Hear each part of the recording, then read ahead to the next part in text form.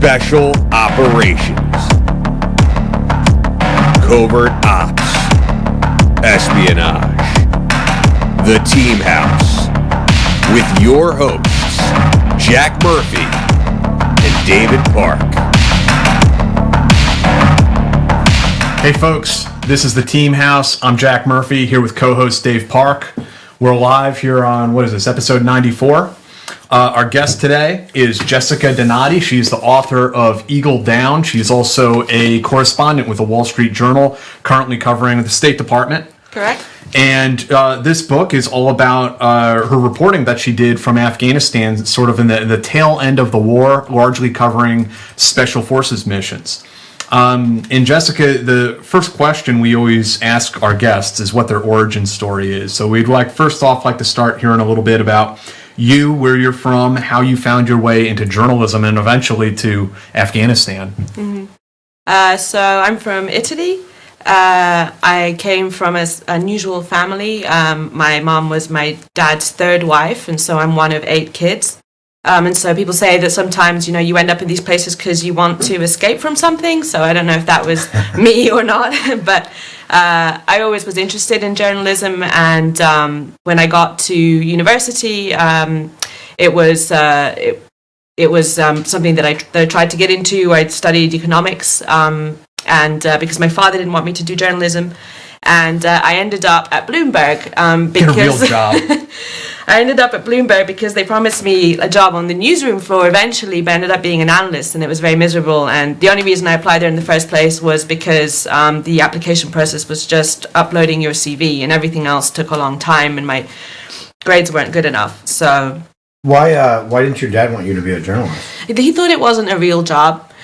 He was born in the 20s, and so he was in his mid-60s by the time he had me, and he came from a sort of poor, hard-working background where the only thing that was worthwhile was medicine or law. Right. And I wasn't interested in either of those things, nor would I have probably succeeded in either of those things. And so I ended up doing economics because I was okay at maths, and he didn't really know what that was, and it sounded plausible enough. But as soon as I could, I went straight into journalism. And coming from Italy, I had some advantage working with international newspapers there, speaking the language and being from there. So I started out working as a news assistant at the New York Times, where I would basically make calls and do interviews and then send them to the real correspondents, and I would get like a tag in the paper. But I wasn't making any money, and I was living with my dad, which wasn't great. Because he was bad-tempered and, well into his 80s by then. And I had a brother who, I hope he probably will watch this at some point, so I'm not going to say anything about him. He's a little crazy, but anyway, I went back to... We'll put that on Patreon for later. It'll be behind a paywall.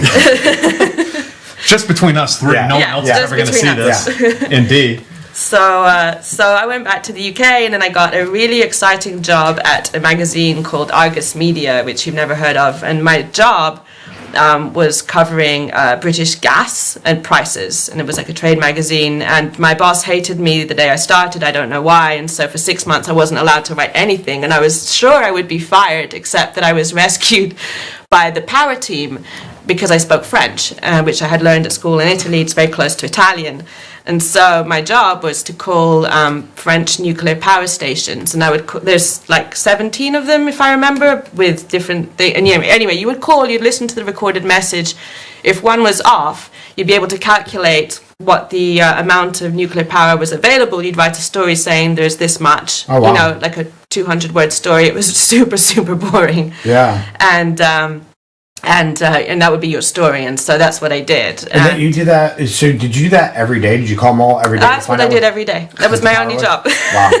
But I also I covered German power too, which involved I stood in doing German power. That was covering like wind farms. So sometimes I got into like how windy it was in Germany. Yeah. And that was like a 100-word story. I had like a big break where I got to interview like an Italian oil trader, and I think I got to go to Milan for that. That was like exciting, but that was basically my life for a year. Reuters were looking for a gasoline and naphtha reporter, which very dry. And my boss was offered the job, and he declined it because I don't think they were paying him enough money. And so I got the job instead. And that was the beginning of 2011. And that was when the Arab Spring started. And I was just covering, gasoline. But being from Italy, Libya was a huge deal for Italy. They were getting a quarter of their electricity needs from Libya. And Italian oil companies were heavily invested. And so I was able to start, speaking to the Italian oil companies, and because you're Italian, they trust you, or they want to tell you what's going on. And so they were like doing deals with Gaddafi, which they weren't supposed to do. It was actually sanctioned. And so No, come on.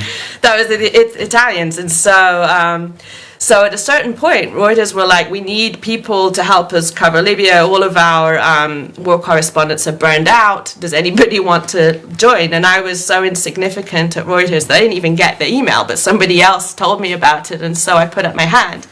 And they said, okay, well, sure, we'll send you through hostile environment training and, off you go to Libya. And I had never thought of doing any kind of war journalism. I thought it was insane. I had no interest in war reporting at all. But I had been covering Libya super closely because as an Italian, you feel close to the country. Like there's, our president's always doing like deals with Gaddafi. And so it was something that I felt invested in just personally. And so they gave me $5,000 and a ticket to Tunisia, which is not Libya, and some vague instructions to meet up with so-and-so and then get across the border. So from being like an idiot, 26-year-old with zero war reporting experience or understanding, I found myself, in a car where one Libyan gang was going to sort of smuggle us over into Libya. Where the war was sort of full blast, and Tripoli had just fallen, and so that was my into war reporting. Wow! And what did you make of it when you show up in Tunisia? Were the people you linked up with other journalists? Mm-hmm. There were other Reuters journalists, and then somebody had already established this connection with this. Oh, yeah. It was a well-established route, which a lot of media organizations were using. The problem was the Libyan gangs that were managing this were embattled amongst each other because they were competing for our business. And so we got stuck, in Jerba, I think, on the way, because one of the gangs beat up the other taxi driver. And my only clue that that Libya was going to be really bad was that the hotel was really nice, and it was the nicest hotel I'd ever stayed at. And the buffets were unlimited, and I was like, wow, if they're putting us up here, it must be really bad in Libya. They want it, I was right. Was it kind of surreal for you, going, and I don't know how much you had traveled, when you were younger and whatnot, but, going from, the Western world and then crossing the border and driving into Libya, especially in the sense of what it was what was that like for you? It was really mind-blowing because I had not really been anywhere much. I grew up in Rome, which is a very quiet city where, I'd walk home every night, as a 16, 17, 18-year-old girl. Nothing ever happened. It was just a very easy place to grow up. And then I went to university in the UK, and I hadn't traveled so it was insane. I remember driving through, and we saw this car that had been shot up, and there were these buildings that were bombed out, and it was just and I was really scared because I had never been in an environment like that, nor had I thought much about it in advance. Sure. And so the first day you get there to the hotel, and you meet up with the Corinthians hotel, where all the journalists were on one floor just working out of tables in the cafe, and there's one guy who's in charge of everybody, and it's there was no security, and they were okay, just go to the square, there's this protest. And so you go there, and there's all these kids with AKs walking around and firing in the air, and it's super scary if you've never been I don't think I'd ever really even seen a gun before. Yeah. And I had no preparation. The fact that I wasn't killed during that or kidnapped during that entire rotation is really just luck. Because I took a lot of risks, and because obviously I wanted to succeed, and I was just lucky, really. When you were taking those risks, did you know how much of a risk they were at the time, or was Were you just kind of naive to it all? I think I was pretty naive, and I think also, like, at a certain point, especially because Libya was so crazy, you know, you would be like, there would be firing into the night, like, all the time, and you would walk out in the streets and there'd be like bullet casings in the streets and they'd be landing on the balcony, and so at a certain point you just had to abandon any fear because you couldn't function if you always thought about what would happen to you. And also I was like younger, I didn't have any dependents, and so it was, you know, it was just myself, and I would call my horrified then boyfriend and it'd be like all this firing in the background and he'd be like, oh my god, like what are you doing? And it's like, oh, it's fine, it's like they're not shooting at us. Yeah.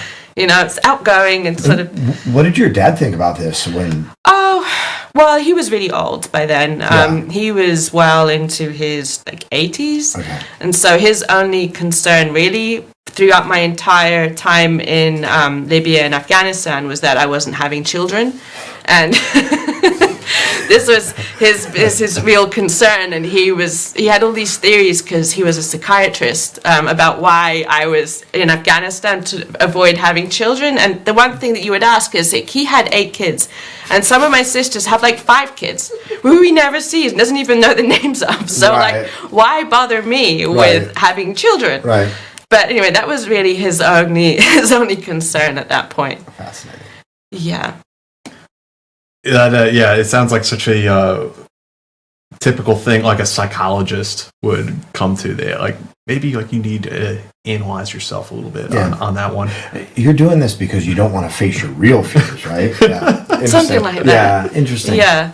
So, so how did you wise up fairly quickly in that type of environment, right? And are there like people around that are kind of taking you under their wing who are old hands, or is it more dog eat dog? I mean, Reuters at the time, I guess Libya was quite a collegial place to be because everybody was sort of in this life or death situation together. But it wasn't super collegial, and a lot of the time, I can tell you one example of how like it just wasn't that great was where I had to go meet a source at a different hotel, and it was nighttime, and I called the security advisor that we had one for all of Tripoli, and I said, I need to go meet this guy. He's like, get in a taxi, it'll be fine.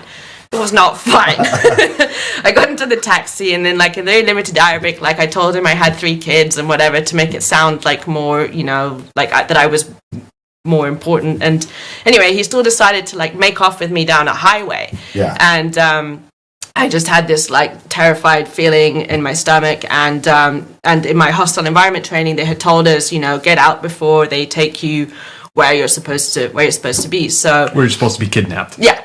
Where they're supposed to where they're supposed to hold you. So like I kind of wrestled him for the wheel, and we crashed into the side of the highway, and I sort of got out of the car, and I sort of escaped into the darkness, and the security guy came and found me. What I didn't know that entire time was that he had told Reuters officially that I had gone off without saying anything, which was not true.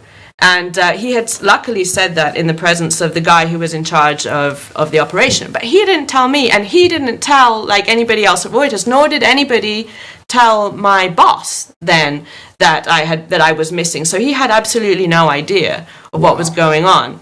And, you know, when I got back, he only told me sort of on the last day, like weeks afterwards, he was like, oh, by the way, you should clear this up with Reuters because they think you went off on your own.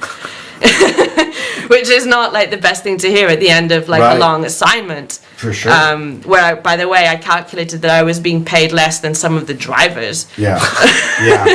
And I got a huge pay raise when I came back, and I was like, maybe I'm being underpaid because I just got a 30% pay rise. What, at what point, because here's the thing that a lot of people don't know, is when you wind up in a situation like that, for a lot of people, there's a sense of like denial that they go through, where it's like, this is like I'm making a big deal out of nothing, and to actually to like make a move for the wheel, it's more than just you like fighting for your life. It's you also overcoming the doubts of, am I overreacting to this situation? Yeah, it was like the first turning, and I was like, okay, we just missed the first turning, and it's like the second turning, it's like, I think, you know, I'm just gonna, you know, it's fine. Like, and then, you know, when he took the highway, like going off like way out of the city, I was like, what's he telling you? Like, oh, this is the shortcut. Don't worry about it. Oh, he was just ignoring me. I was like, you missed the turning, and he was just like, you know, No, I understand. I was in a similar situation in Morocco, and Like the whole time I was like, am I gonna do this? Because am I just overreacting to this? Am I just making things up with my brain? How did it end? Yeah. I got out of the taxi. Okay. Well, yeah, I got out of the taxi. He took me where I wanted to go. I've never experienced that, despite some of the dumb things I did. But I had a friend of mine had something like that happen in her bill, where 3 guys, one of them with a pistol, they started like taking him off, and he actually grabbed one of them, pulled the knife on the guy's throat, and was like, "Hey." That's what I did. Wow. I mean, and that's the thing is that this is before 9/11. You carried Spydercos everywhere you went. You could fly with them. Little Spyderco folding knives, and just always had one. And then, taxi I was trying to go to the intercon or whatever, and he went a completely different way. And guys down at this end of the street, and this I'm like, this is not right. And there's a lot of doubt. There's a lot of am I just being a drama queen right now? Yeah, definitely. Yeah. Because you're fighting for the wheel. Like, you're doing something that would be, criminal in a way. Or in a normal situation, right? Or a huge risk to you. Yeah. And, there's that, Yeah. is this really happening? There was definitely that. Yeah. And then how long, did you call the security guy? How did you... Yeah, I called him. I didn't really know where I was. Couldn't read any Arabic at the time, so I just, he was like, find a landmark, so I did, and I just went down to the sea, and I waited by some specific building, and eventually he came by and found me. Were you worried about the taxi driver doubling back around and trying to find you? No, because there was a lot of traffic coming out, and so he just kind of and the door swung, and it was just one guy, and I think it was probably just a crime of opportunity where he was like, oh, there's a girl in my cab, right. I can probably get away with this. Right. And so he just made off with me. And then, what I was more worried about was that there were all these, truckloads of rebel fighters from all these different groups driving around. And so, me wandering on my own on the highway, one group, stopped. And I didn't stop to find out if they were, coming to help me or, right. make my problem even worse. Right. So I just, getting the ran. technical, we're fighting the revolution here, Jessica. Yeah, right. Yeah, so I just ran. I just stayed in the dark shadows and just ran until I could hid until I could see the guy, and he was tall white security dude. So he was he came out looking for me, and I was there, and that was it. But no, nobody told me that I had got myself into trouble because they thought I had gone off on my own, which I would never have done, even though I did a lot of stupid things. Right. And how did that have any kind of effect? Were you nervous about going to your next meeting at the next hotel or anything like that? I mean, I was, I think, just a little bit in denial afterwards. I went to my meeting as planned, a little bit late, and I was like, no big deal. An hour late or so, and I was like, hey, this just happened. The guy was like, you should go home. I was like, no, I'm totally fine. Yeah. And then, months later, I was in a taxi with my still then boyfriend, despite everything I was putting him through.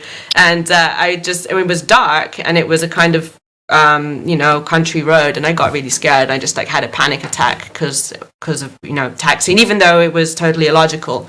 And then I started to have issues getting into cabs with people that I didn't know. Yeah. And I have to say, to this day, even with Ubers, I'm looking at the map and looking at the person and trying to figure out what I would do, and if God forbid they lock all of the doors, blood pressure like that. Yeah. Yeah. Interesting. So the rest of the time, so you went to that meeting, but you just kind of shoved it down all good operational people do. You just shove it down so you can keep doing your job. But meetings after that, maybe a little bit of nervousness, but you still kind of... Yeah, I mean, I got through. I mean, I just kind of really just pretty much forgot about it. It was just this crazy story. I think a lot of people from the Western world will kind of shut down and go, send me home. I mean, that was the thing. I think Libya was a test for a lot of journalists that went across. There were a lot of people who had never before aspired to be war correspondents, as you would say. And so there was one guy in particular who was just so horrified by everything that he saw that I don't think he ever recovered from his Libya experience, and nor did he care to repeat it. But when I came back from Libya, I was really, going back to my really boring job, speaking to like gasoline and naphtha traders about the prices of barges in Rotterdam, and I was like, this is really dull. Yeah, right. You'd had your big break. There's no turning back. I wanted to do more, and so I asked to go to Iraq, and I was already doing more like bigger picture stuff on like Iraq and the oil war, and they were like, oh well, we don't need anyone in Iraq, but you could go to Afghanistan instead. We need people there.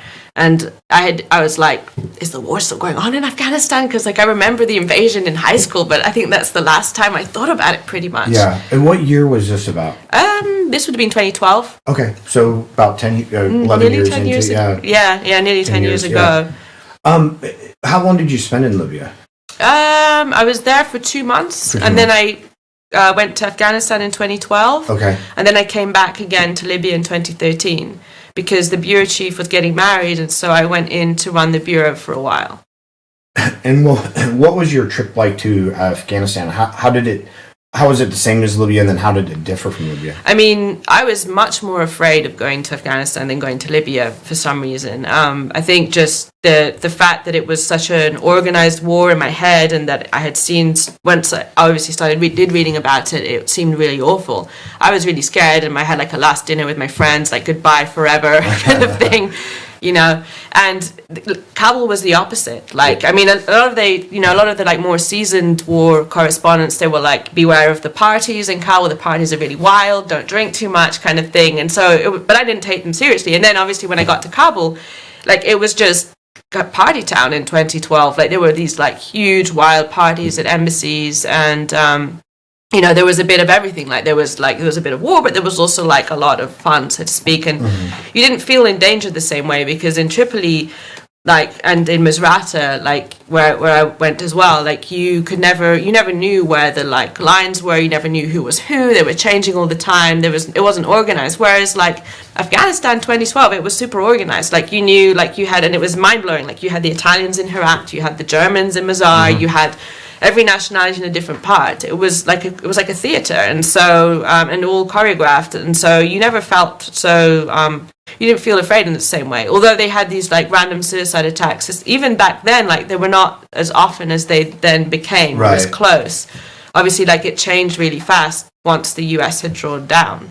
When you were, and you speak to Libya a little bit, but when you were in Afghanistan, like how did you generate stories? Would somebody tell you, hey, these are the things that we have leads on, or would you develop your own leads? Oh no, yeah, you were totally sort of independent, pretty much. Like you were left to do whatever you wanted in terms of like the features and stuff. Obviously, if there was a breaking news story, like I don't know, like an explosion or something, or Mullah Omar is revealed to be dead. Those stories were sort of the bigger stories that then everyone would get involved in, and then people higher up would have an opinion about what we should focus on. Or that would happen with your features, where you do a feature about like something happening in Bamiyan, and someone would say, "Oh, but I remember the Buddhas. This should be about the Buddhas," and it's like it's got nothing to do with the Buddhas. Yeah. And that actually leads me into something else I wanted to ask you about. Was it's not necessarily in your book so much, but we had talked before about how you had wanted to do embeds with different military units, and you just kept getting denied. They wouldn't let you do that. So you ended up embedding with Afghan units. Yeah. And you shared some of those pictures with me of you wearing a burqa riding around the back of a pickup truck. And I was just wondering if you could tell us about that experience, how you got into that. Oh, well, I mean, that was the war really changed. And so from things being sort of all organized under a certain international force, it was all kind of, you had no other way to find out what was going on with the Afghans. And so I can't remember which was the first one that we did, but we really wanted to find out what was going on in a certain area. I mean, I don't know, one example would be, say, like Shindand. And so the only way to get there was to just rely on the Afghans. And so it was all down to, obviously, like the Afghan journalists that we worked with. We had a guy, Habib, and he was amazing. Like he knew the MOD really well. He had the spokesman, like, who's buddies with the guy. The guy would like come drink vodka with us, because it's a good old from the Russian times. Right. And we would get our embed papers, and then you would basically like just figure out how to get to that Afghan base. So, and the bases were often really far flung. So, in the case of Shindand, like we flew to Herat, on an Afghan flight. And then because I had got a tip from someone in the intel agency in Kabul that the Afghan intel agency was paying the Taliban, a splinter Taliban group, to like fight the main group, and this was part of like this bizarre plan where they would fund one faction of the Taliban to fight the other, not thinking about what happens when that faction decides that they like them after all. Right. You know, so this was our like story, and these two like Afghan commanders just came to the airport to pick us up. And they were like, you know, and we had no idea that they were really who they said they were. They just appeared in like in a beat up Corolla, and we drove through like from Herat down to Shindan, which is like a super dangerous district in Herat, which is mostly Taliban controlled. And we just like drove there at breakneck speed. And when we would go through like these marshy areas, the guys would like just sit down and have their like, you know, pistol, wherever it was, like hanging outside the window. You know, and we stopped to check on this one group of Afghan commanders that were stationed in some other like godforsaken district where they were living in really miserable conditions, you know, like in this one little fort where they were like, these guys could come under attack any time, and they would tell these guys about the tips that they'd received about how they were going to come under attack, and then you would just like basically hang out with them. And it was possible because the Afghan journalist that I worked with was really great. Like I knew that he would look after me, and that like nothing bad would happen to me while he was around. And he was this, I mean, when we would be traveling around, we would get stopped by the police because they would think he was Taliban. He's the guy in the photos, one of the photos that you sent. Oh yeah, he looks like a big mean Wahhabi looking guy. He's got like long hair, right. Like the thing, and that picture that we took was funny because, you know, we were like pretending that we were traveling along as like a very kind of conservative Afghan couple. So he was, I mean, he was really great, and he was not conservative at all. I mean, now he's since left the Wall Street Journal, and he runs a bar in Kabul and a steak restaurant. Now, when you would travel outside, you know, when you would travel like in this, would you wear like a hijab, or would you? Burqa, for sure. Burqa, yeah. When we were leaving, I mean, in Kabul, as soon as you leave out towards Nangarhar, like, I mean, you don't have to, or even down to Logar. Oh, I'm now thinking about this, like any direction outside of Kabul, like. It gets kind of pockets of Taliban, and especially, I mean, now it's like completely surrounded, but yeah, it would not be safe to go out in anything less than a burqa because no woman is uncovered there. Right. But the burqa is also, I mean, it's a blessing in disguise for a foreign journalist because you can just sit under it and you can drive anywhere pretty much. No one's going to bother you. They might bother your driver. Right. But I don't think that I ever got bothered. There was one time in Kandahar where I was traveling, but with an American journalist. So he was clearly not Afghan, and we got stopped at a police checkpoint, and it was like, you know, a very sketchy police checkpoint, and it was pouring with rain, and the guy would not let us go. And we were in like big trouble, and he made me take off my burqa, which felt like the most insane violation, and he would not let us leave until like, you know, someone very high up at the Journal had called like the MOD to like filter it down to like this guy and be like, don't kill those reporters, or don't, you know, it was really scary. Did he have you removed to see if you're a Westerner and like I don't think so. No. I think it was just like it was basically like, you know, like if like a Western man like told you to like take your top off or something, because like the way that he looked at me, I just felt like a, you know, like a little sheep with like a big wolf. You know, like it was really unpleasant. But apart from that, like I never really had any issues with the burqa. And the police truck photo is, we were driving from the base, because in the Kunduz they had the actual base where the commanders were was sort of at the top. Then you had to drive a while to get to the end of the base to get out. So the police truck was giving us a lift to our Corolla, which was waiting to just drive us in town where we were going to do our own thing in the city for the day. So, I mean, I was in the burqa just as a joke before we really got into the Corolla. So then, how did you start as you're doing these undercover reporting trips in burqa? Start coming into contact with U.S. Special Forces and started to lead you into, you know, what became the genesis for this book? I mean, it was I mean, hard to say. Like back in 2015, when I was still at Reuters, somebody in Special Forces thought it'd be a good idea to take me around to see all the ODAs, to see the handoff between ODAs and commandos, and it was supposed to show how they were being trained and stuff.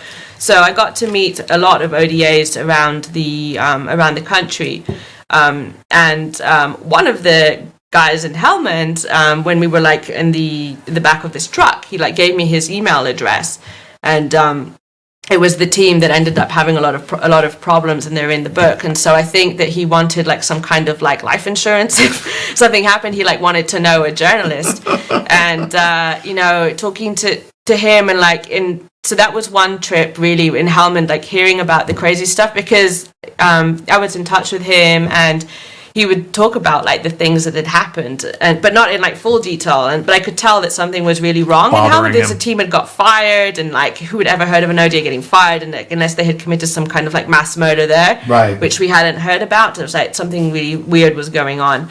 And going up to Kunduz, where like it was just the state of things, where when we embedded with the commanders in Kunduz, and we got there and we arrived, me and Habib, the Taliban-looking like guy, and a photographer, and we walk into this office, and no one is very happy to see us. There's like the Afghan commander head, who we give our embed papers to. He did not want us staying there, and he was super corrupt.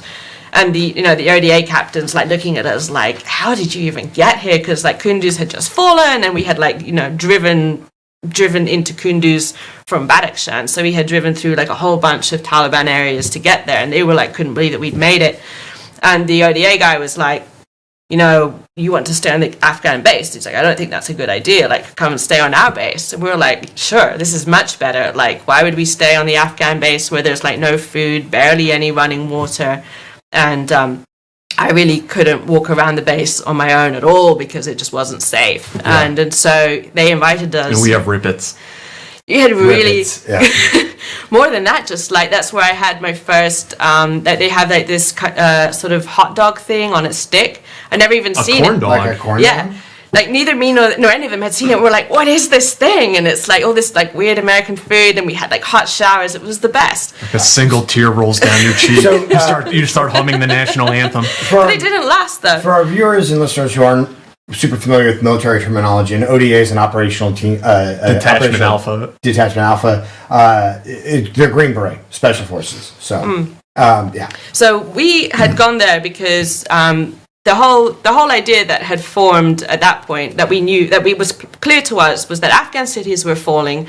They would send in Green Berets attached to Afghan commandos to recapture the city, and then they would say the Afghans did it themselves. And like this just seemed to be a horribly destructive line of thinking, because you're just making it look like the Afghans are standing on their own, and it's just you just shot down the entire idea of special forces. Like one sentence just killed it. Well, I mean, if you could, it was just the way that, like, back in DC, the policies were just insane, because they're like, oh, well, the Afghans, and you're like, the only reason the country hasn't completely collapsed is because you're sending in these. We're believing our own propaganda. Yeah, and the Green Berets were as disillusioned, if not more disillusioned than we were about it, because they're going in and they're seeing their guys die in the same places year after year. They're fighting for the same places, and they're dealing with the same problems.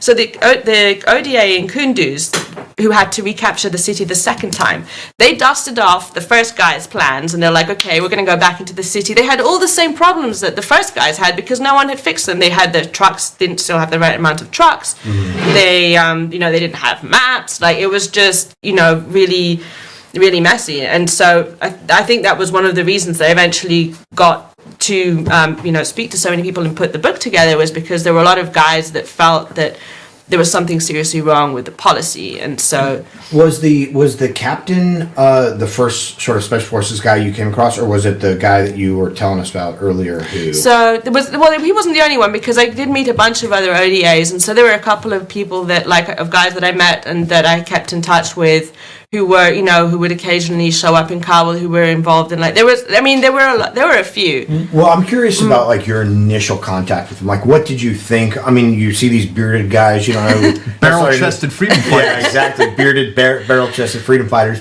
I imagine that you probably don't know who they are or what they're doing. Yeah, I don't think I really had much of an idea, other than, there's always, a certain amount of fascination with, the special forces guys, especially if you spend a lot of times with Afghans, American special forces, mystical sort of thing. And so, I mean, meeting them as well, because as a journalist, it was so hard to do. It was always quite exciting to be able to like actually talk to someone and ask, you know, what do you really think about it? But that time in Kunduz, we only really got to spend one night on the base, because then they obviously reported that these journalists had showed up in Kunduz and they had like saved them from the Afghan base, and the guys in Kabul were like, hell no, like get those journalists out. So we were like evicted from the base the next day. The ODA captain was super apologetic and he was like, I'm sorry, there's nothing you do. And I talked to like the general back in Kabul, and I was like, you know, like so many bad things could happen to me on this base. I could be raped, blah, blah, blah. And I was like, you know, really dramatic about what could happen. And he was like, I really don't care, it's not my problem. And so we like went and stayed on the Afghan base, but the ODA was nice enough to let us continue to eat on that side. That didn't prevent me from getting like the worst food poisoning as happened on every trip, and so I spent most of my time like vomiting in between you know, interviews and stuff. It wasn't the best.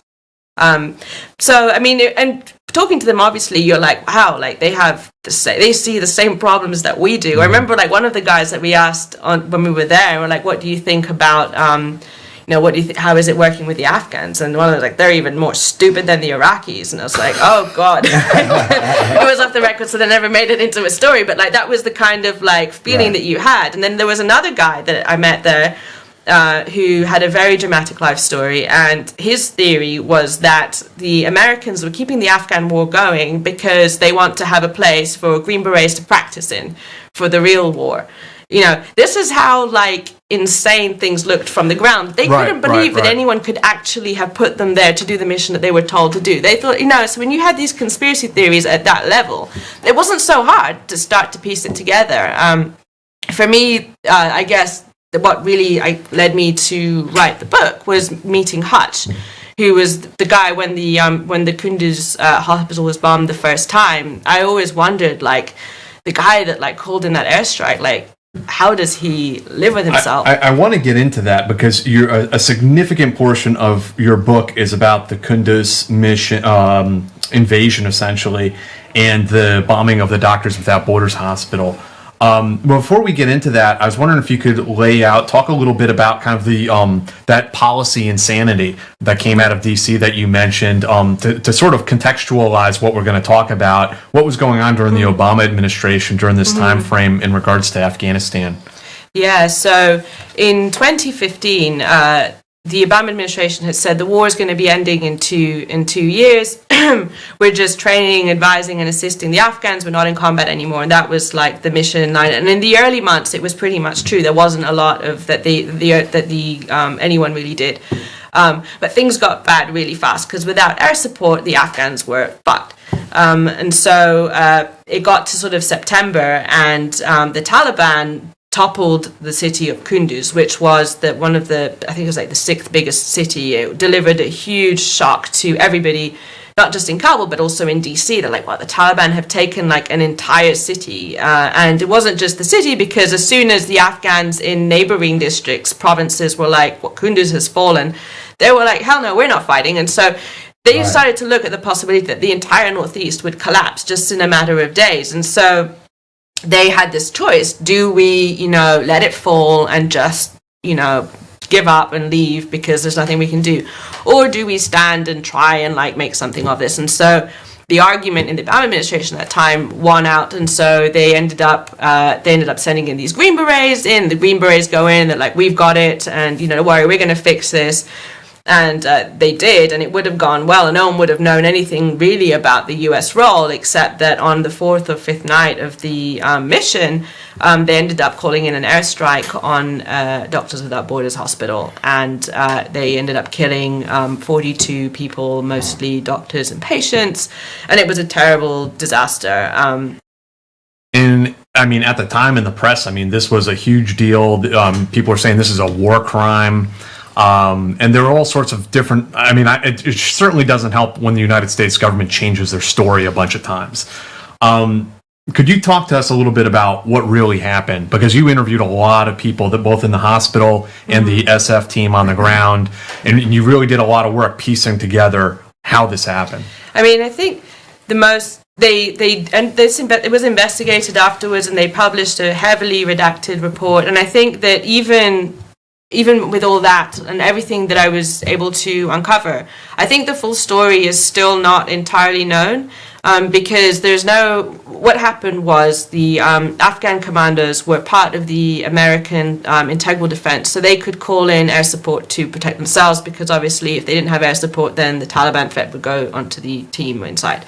And so they were out. They called for Hutch, who was the commander on the ground. They hear gunfire. They think it's the Afghans who are calling for help. They talk to the interpreter. The interpreter can't get through to them, and they're like, "Are our guys under fire?" And then after a bit, the interpreter is like, "They're calling for air support." So Hutch, through his comms guy, speaks to the aircraft, and they're like, "You're good to fire on the building and on the people who are escaping from the building." And he had no idea, obviously, that the AC-130 had locked onto the hospital, and it had locked onto the wrong target. So the GPS coordinates that he had given for the first attack, for the first of two missions that the commanders were doing, was not the hospital, but a relatively nearby intelligence agency building. And so when the AC-130 plotted the GPS coordinates, it didn't plot to the building, it plotted to an empty field, because there had been a surface-to-air missile fired that night for the first in years, and so it had thrown them off course. They were flying higher, all of their protocols were kind of out the window, and so they look down, they don't see anything, just an empty field, and they saw a T-shaped building which had been given to them as a physical description of their target. Now the intelligence agency building was hexagonal shaped, not T-shaped. So one question that has never been answered, and I was unable to answer really, is why did the Afghan commanders pass along the description of the T-shaped building? Did they, one possibility is that they actually planned to attack the hospital that night after the NDS building, because it was well known the Afghan government hated the hospital because they treated Taliban there. And they had previously raided it, so not implausible, given that many of them believed that Taliban were inside, that the hospital was a legitimate target. But the GPS coordinates effectively were not the ones of the hospital. So who knows? Real quick, was the call for fire? Who had eyes on the objective and called out the grid? Was it the Afghans, and they passed that on to the ODA, and the ODA called in the airstrike? Right. Or did the ODA have eyes on it all? They didn't, no. And that was one thing that wasn't known at the time, because according to the official line from the US government, the Americans were only using airstrikes to deliver life-saving support to troops on the ground, troops under fire. But, it was actually a lot fuzzier than that. And the definition of in danger was really much more extensive. And so they could be in danger if Afghans who were protecting them or, outside were in danger. So it was basically it was Washington's spin, really, to convince journalists in D.C. that they were really not helping the Afghans and they weren't in combat anymore, and that Obama had delivered on his promise to end the war. Right. Because the whole thing was about... President Obama had said the war's going to end. I'm against forever wars, and he gave this grand speech at the end of 2014 saying this is how modern wars end. No peace agreements, but just training, and so that was the whole thing. And so this whole effort over the 2 years up until the 2016 election was to make it look like they weren't fighting. Right. This fiction that we have no troops in combat. No troops in contact, yeah, and then so a lot of the rules of engagement that they had were handed down as though they weren't really in combat, which was problematic, because what they actually were doing were dropping in teams to into the middle of a Taliban-controlled village to capture or kill some guy, which was what they'd been doing all along, or going into a Taliban-controlled city and recapturing that city. And so, of course, they were in combat, but the rules didn't match that reality on the ground. What happened when the Trump administration came in was that the rules were loosened because there was no need to preserve the fiction that we're not in combat anymore. Even though they continued to repeat it, it didn't become so existential to have to pretend that that's what they were doing. The whole thing is wild, and you write a lot about the aftermath of this, when this Special Forces officer, Hutch, they really persecuted this guy. And after they assured him, hey, everything's good, everything's cool, and the stuff they put him through, like, I would have lost my mind. I couldn't believe it. I mean, I can believe it, but it's still outrageous. Yeah, I mean, I was always, because when I covered this, when I was covering the events at the time, I obviously had no knowledge of Hutch or even his name initially. And I always wondered, who's the guy that called this in, and like, how does he live with himself, and like, what does he think about it? Because even then, like, it was clear that there was a lot more problematic than just the guy on the ground made a bad judgment call. Like, the whole thing was insane, that you let this city fall because you weren't invested in it, and then you send in a bunch of guys to like fix it with no vehicles, with like no maps, like no not enough water, like not enough batteries. Like, it was just, they didn't have enough time to plan anything. And so when things went wrong, and which they are likely to do if you send in an ODA into the middle of a heavily populated city, like, and you start bombing it, like, something bad's going to happen. Right. And he was blamed for it. And yeah. Did you have like a sort of a predisposed belief or thought about U.S. military involvement there, about special operations? Like, were there things that you learned or you changed your mind about, or things that just reinforced what you already felt? I think I became more sympathetic because I came at it from, I was talking to the hospital every day because I was in Kabul and the city fell, and you wanted to find out what was going on. And so the Afghan journalists would call Afghan contacts, and we would call internationals who were there, which was the MSF hospital, which I had been to just the previous year. And so it was very personal because, I talked to everyone at the hospital. I remembered being there, meeting all the patients, all the doctors, and so it was a big shock. And I woke up in the morning, and somebody from Kunduz sent me a text message, an Afghan guy, saying they bombed the hospital. And I looked online, and there was nothing, and it was because the news didn't come out immediately. And I was like, it's not possible. They couldn't have bombed the hospital.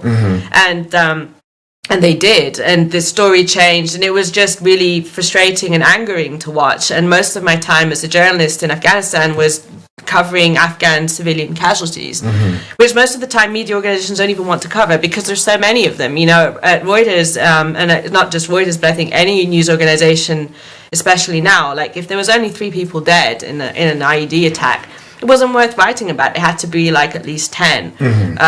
This was a while back, and a lot of the time you'd be covering, like, these women were collecting firewood, and U.S. drone mistook them for insurgents, and so they were all killed. And you have these protests, and all these poor Afghan villagers are like parading their bodies in the street, and the American military is like, we have no evidence of civilian casualties. And so I was very bitter about that. And so I think it was really meeting those guys gave me a really different perspective about how it looked from the other side, about how little information they often had, and also like how much they had been through and how many of them really were invested. I mean, especially, for example, Hutch, he has spent so much of his adult life invested in Afghanistan and really being out with Afghans that, he was emotionally attached to the country in a way that I hadn't really understood for American soldiers initially. Yeah, interesting. So how did you? So you start investigating this because your source reaches out and says they bombed, the MSF, the Doctors Without Borders, Médecins Sans Frontières, whatever. But how did you make your way down to that area to meet the people, or were you already sort of close to it? I mean, I heard about Hutch's name just through another like character who was at the cigar club at RS that I would occasionally go to just because it was an entertaining place to be, and and the view in sort of amongst these kind of contractor types, the type who've been contracting in Afghanistan forever, and they're like super grizzled, and they were like, oh, this guy got as a scapegoat. He was a great, very promising young officer, and they screwed him, and that was how I first heard about him. But I first someone gave me his email address, but I didn't reach out right away. When I did reach out, it was about a different story, where he had been involved in raising this particular contractor. He was a former Green Beret, and he'd been involved in raising a militia in the east to fight Islamic State, and he was trying to get support from American Special Operations, which was his background, to get some air support from them. And he was like, we could do something like the old days where we partner with you guys, we go kill people out in the field and you just give us air support. And that thing went really wrong when the militia he was helping to raise ended up decapitating a bunch of people and putting their heads on sticks. Afghanistan. Were they ISIS members that they decapitated? I mean, allegedly, but like, It's what hard is to- even yeah, ISIS it's hard in to say. And Afghanistan? I'm not saying that as though it justifies it. Or maybe it would. Well, yeah, and that's the thing is, It was actually a tit for tat thing, because ISIS had done something very nasty to the militia, and so the militia had responded by chopping their heads off, putting them on the road as a warning. So this guy, who is an American former Green Beret, linked to this militia that had done this atrocity, the U.S. Embassy, and they're all like, oh my god, let's get away from this guy. So they cancelled all of his contracts, they like erased his badge, he was wiped out. And so he came to me with journalist, because I had been begging him for a couple of years to let me tell his story, because I thought he was a fascinating profile. And so he only really came to me when he was in trouble himself. And so that's how I heard about Hutch, who was one of the special forces guys who had been involved with this contractor. And so I emailed Hutch and I was like, hey, how's it going? I heard that you were supporting a militia that decapitated a bunch of people. Any comments for this story, in the Wall Street Journal? And so I think for him it was like another potential media disaster, which obviously the US military didn't want to talk about, but he went and he got some permission from his PAO to sort of explain what had really happened, that he hadn't actually endorsed this militia. And so that's how I met him. And it was for this other story that I ended up doing about the guy, this contractor who had been, it was just like an amazing sort of war story. And but for me, meeting Hutch, it was more I wanted to know about Kunduz and how he felt about it and how he lived with it. And it was just getting to know him, and eventually all these and along the way a lot of other guys, that I had a critical mass of people who were willing to sort of tell their story and had some permission at some level from their PAOs to tell the story, and that's how it all came together. And the PAO is the public affairs office, who a lot of times they'll have to clear these guys to talk to you, or what they're allowed to say and stuff. Yeah. I didn't get any interviews with high level people because so I don't know how the decisions were made, but when you were going to at the lower levels that you go directly to sort of the guys and upwards, you would get clearance. But if you went and asked for an interview with say General Swindell, that would not happen. Right. And you were actually, it sounds like you're becoming pretty entrenched with that community though, and you probably started to know the lingo, there's an understanding, right, that starts to happen at a certain point where you're a civilian, but you're not just a civilian anymore, because you're getting insight into the community, into their own thoughts about how things are going. A little bit, but a little bit, not that much. Was there still sort of an arms? I mean, were people nervous talking to you about what you would print, and I mean, there were a lot of people obviously who didn't talk to me. I mean, much more people that didn't talk to me than people that did, and a lot of the times people that did talk to me were out of uniform or were moving jobs, and so they or whatever reason felt that they didn't have anything much to lose. I don't know that many people were won over by my argument, but what did happen after the book was published, that some people reached out and said, oh, I'm sorry that I didn't talk to you, I had this idea that you would be telling the story in this way, but I see that now I regret that I didn't speak to you because you were just trying to do an accurate job. Was that a challenge? Was that a challenge for you? Is there in these communities, is there a basic distrust of journalists and how they might what their motives? Really, I've never found that.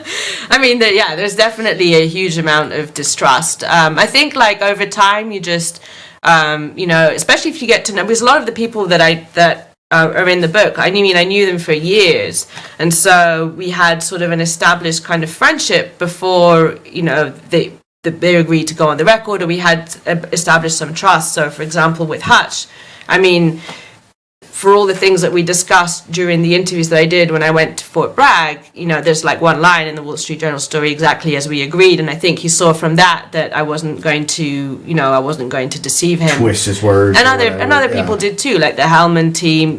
Like I knew what was going on there, and I never wrote about it because for a newspaper, because it was never agreed. Yeah. So is that an important point for you then, is to very specifically like denote this is on the record, this isn't on the record? Because I'm sure that as people are telling you stories, sometimes they're like, well, I want to tell you this, but you can't print this, just so you have context or whatever. I mean, it's different doing like working for like a newspaper where it's for an article versus for a book. But generally the agreement that I had with that I usually have with people who are sensitive is that it's all off the record unless we agree that it's on. Okay. And so that way you have like the fullest picture possible before, and then they may agree to let you use whatever, but I feel more comfortable knowing that I have as much information as possible myself, so that if I'm using part of it, I have the context. Because if somebody is only telling you what's on the record, you may miss some really useful context off record, then you could end up looking stupid, or you may not know, so that, yes, I mean, obviously all the main characters got to read the book beforehand and point out any mistakes, and anything that they weren't comfortable with. And so if there was some sort of reasonable reason to take it out, then obviously I did. Whether it was with the book or just general news articles, were there things that people told you, like as a friend or in confidence, that you're like, oh, I really wish I could write an article about this? I mean, yeah, there were a lot, and there were a lot of really, some things that like stick out in my mind, which were even long before that. But just going back to Libya, where we had like a really embattled security contractor who worked for us, and he was tormented because the unit that he'd been with in Iraq had like tortured and killed prisoners in front of him, and so he was really haunted by it and the things that he had done. And so you get like a lot of you do get a lot of stories, but yeah, I mean, for me, like with the book, initially it was, you're going from person to person trying to get more information, trying to get them to speak on the record. But then at the end of it, it was just really, I wish I had been able to include all of the stories that I heard and that I was able to publish. I mean, there was one ODA that I talked to quite a bit, and they didn't even get into the book because the publisher felt that like there were just too many story strands and it was too difficult to follow all the different lines, and so they wanted to like keep a narrow focus. And so those guys were like, one paragraph. And it happened a lot. So maybe we can talk about that for the bonus segment. Yeah, for sure. Yeah. I wanted to also talk about the kind of whiplash from the backlash from the bombing of Doctors Without Borders Hospital. When we get to the Eagle Down chapter in your book, and how the ROE had not changed per se, but commanders were being even more cautious with airstrikes to the point of absurdity. And if you could walk us through that operation where McClintock was killed. Yeah, they were a team that had been swapped in for the team that got fired, because the team that got fired were resisting going out on these operations because they felt they didn't have air support, and they were being told to go into very dangerous areas. And they weren't being supported by their battalion. They weren't being supported by the battalion. They had a very bad relationship with the commandos. We were in their sort of second or third day on the ground. The commandos, there was an insider attack that killed two of their support guys. Wow. So they did not have a good relationship with the commandos. They didn't trust them out, and they had the air support rules were insane, where they had to go through this whole long checklist while they're under fire to like say, well, we've tried this and we've tried that, and we've tried the mortars and that hasn't worked, and all the while, So they were resisting going out on these operations. They had this new sort of relatively aggressive team came in, and those guys, they after in a few weeks, they started to realize that the rules of engagement were really insane, and the captain, Andy, started to feel a little bit hesitant, and he had a very strong team sergeant as well. They started to feel really hesitant about going out on these operations. They were being pushed from the top, and they would hear from their major, it comes from the top, you need to go out and do this. And so they resisted this Marja operation to go kill or capture some guy who they thought a sort of mid-level insurgent commander who may or may not be there. They didn't feel the intelligence was particularly strong, but eventually they ran out of excuses and they end up going out on this mission. And they get there and they're immediately sort of the cloud cover comes along, so they don't have any air support. They huddle up onto the command and control center, and then they come under attack from all sides. And it ended up, so within the sort of the first hour or so, one of their guys gets shot in the thigh. Oh, they're worried that it might be like an arterial thing. So he's left with a tourniquet, and they try to medevac him out. The first medevac helicopters come and they sort of try to land, and it's all under an incredible amount of fire because this is a Taliban-controlled village in the middle of Marja, basically, and the helicopter sort of misses its landing and it ends up crashing onto the command center, which is basically like a little mud hut compound surrounded. And so this crashed Black Hawk obviously attracts insurgents from all over the province, where they all come under attack. And they couldn't get air support to basically fight them off, and they were afraid of getting overrun. The Afghan commanders that they were with, and their commander is like, fight the fight, just with whatever organic assets you have, just fight and just leave them hanging, basically. Yeah, they were left. In the words of the captain, flapping. Out there flapping, yeah. Now, could they not get air support because of the cloud cover, or because of the rules of engagement? The cloud cover had it was generally like bad, sort of. The whole thing was just sort of bad from the outset, right? And so everything was running late because they couldn't start their clearance operation because of the lack of cloud cover, because of the cloud cover. So they had to wait for it to clear up, and as soon as they went out, they came under fire. And so this one medevac helicopter crashed, and then they try and send in another one, and that doesn't work. And the third one gets like there's a female pilot actually, and she gets like shot in the thigh or something while she's trying to fly in, and so they all get turned out, and they're like, so they have no medevac.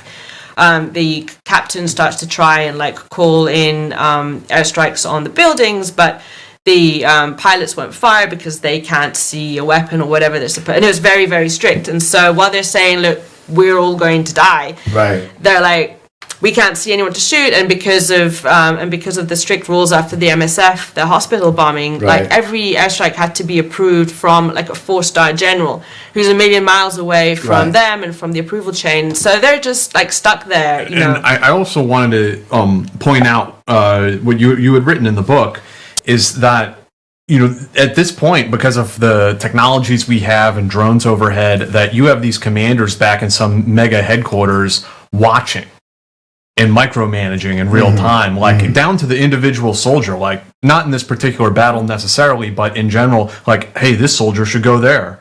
This is like they're moving around chess pieces or something.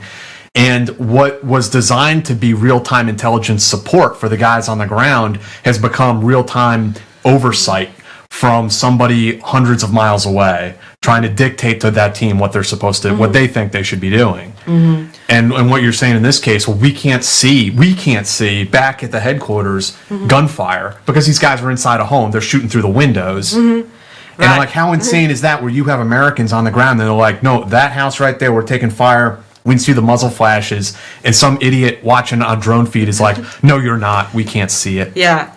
So they are stuck, basically. They can't get any air support. They're under attack from all these different buildings. And so they decide, you know, they have to get their friend out who's potentially bleeding to death with this artillery. He's had a tourniquet on all morning, so that's not good. And so they decide to go out, and they tried to clear a building in one direction. That didn't work. And so they decide to go out in a different direction, and then they end up being in this field where they're sort of going through a drainage ditch, and they're just under heavy fire. And as they're walking through, Matt McClintock is shot in the head, and he's not killed immediately, and they end up having to drag him back, and they still don't get any air support because he's still alive. And it was only when they said that he was killed, and Andy sends this extremely desperate message up to headquarters along the lines of like, we're all going to die unless you guys come and help us. I want to read part of what Andy wrote, what he wrote on his map. and read this over the radio. He said, "We're pinned down by sniper fire, machine gun fire, and incoming mortar fire from all sides and unable to maneuver. We're running out of ammunition. The aircraft won't fire on buildings because they can't see anyone shooting because combatants are firing from inside roofed structures through murder holes in the walls. When they move between positions, they are leaving the weapons in place knowing we will not fire on unarmed combatants. The commandos won't fight. We have one KIA, one WIA, and no quick reaction force coming."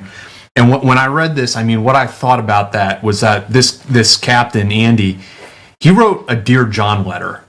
And he wrote a Dear John letter to America and to the U.S. Army. That's what that actually was. He was saying goodbye. Yeah. That's insane. It's insane to me. Yeah, it was, and it was really horrifying to hear all of the stories that these guys had, and like it was one of the parts of writing the book that felt like a tremendous responsibility because like who am I? Like I'm not a soldier, I am not American, I have like no background, and you're hearing these like horrendous stories and you want to do them justice and you want to tell the story in a way that like is going to make sense and be useful, you know, in the future so that this mistake isn't made again.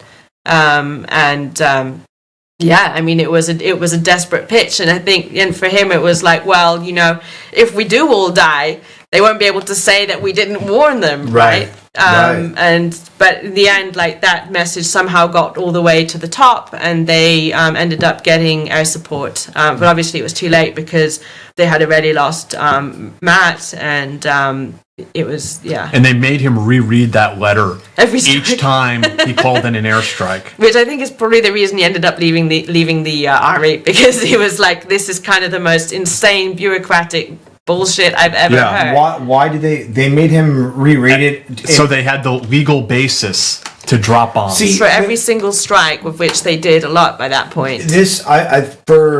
We've talked about ROEs, which are rules of engagement, and I think that what a lot of people don't understand is that they, in a situation like Afghanistan or Iraq or whatever, they can change week to week based on politics. So who you can shoot, why you can shoot, what kind of investigation is done after you shoot, the air support that you can or cannot get.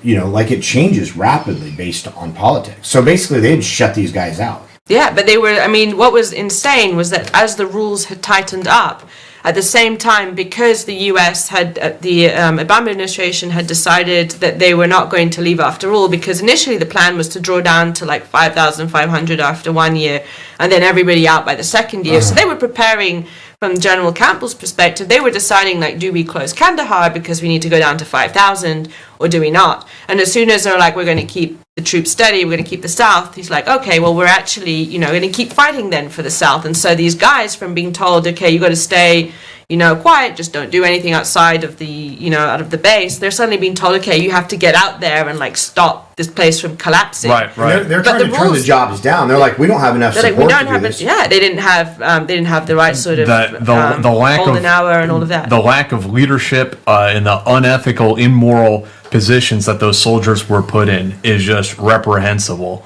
And also that we could maintain that fiction, so Washington, D.C. could maintain that fiction, that the country is not falling apart, everything's okay.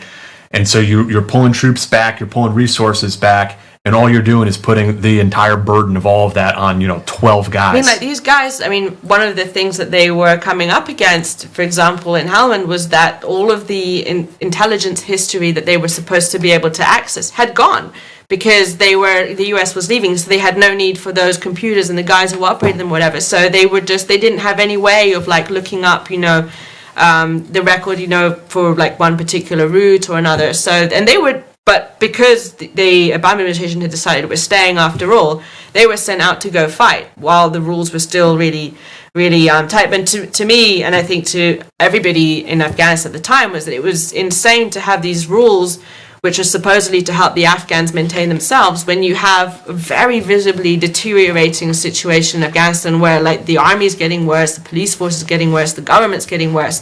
Like, it's not trending better. So this whole fiction is just never going to work, because at some point you're either going to have to send more troops or you're going to have to let somewhere fall. Right.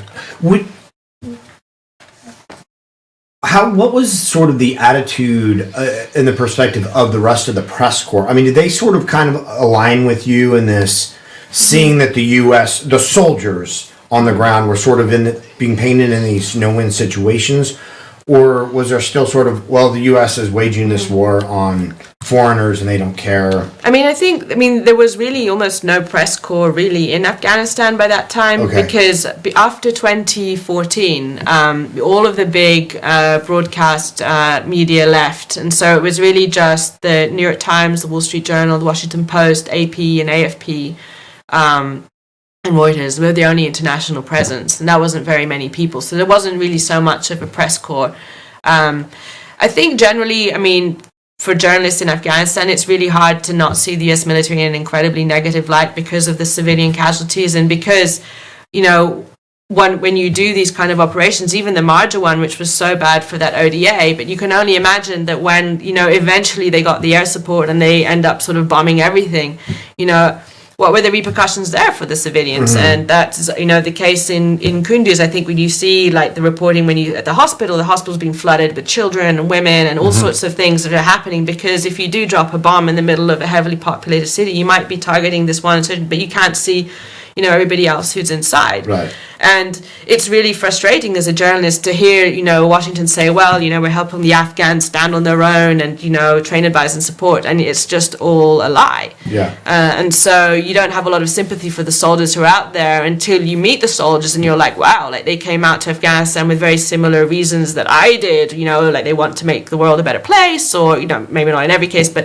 you know, they're idealistic and they believe in the cause. Then many of them end up being quite disillusioned with what they see.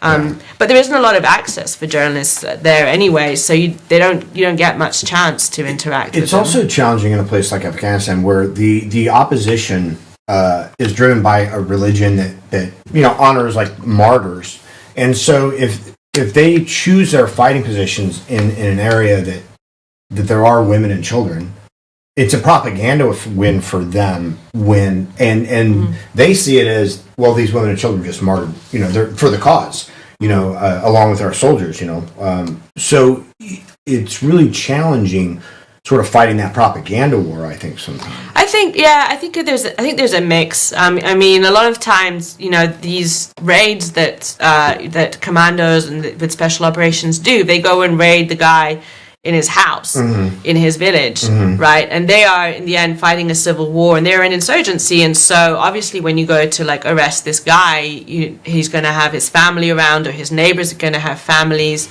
There's so many, like, terrible stories of, like, Afghans who, you know, are just sitting at home and, you know, an insurgent runs in because they're escaping a drone, and the drone sees them run into the house. They don't have any idea who's still in the house, and so they end up wiping out an entire family.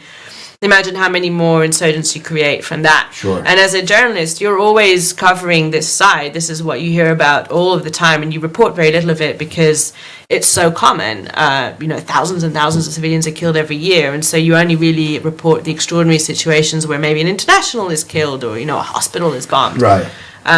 But generally, there's not a lot of sympathy. One of the concerns that I had about the book, my first concern was negative repercussions for the soldiers who were in it, whether they were still active duty or not. I was worried that for whatever reason, even though they had all been cleared, I thought, what happens if somebody gets upset and they end up getting in trouble? The other thing I was worried about was sort of Afghans saying, like, what about the Afghans? Like, this is way too sympathetic to the soldiers. Right. Because these guys, at the end of the day, like foreign journalists, like you're in the war for a little while and then you can just leave.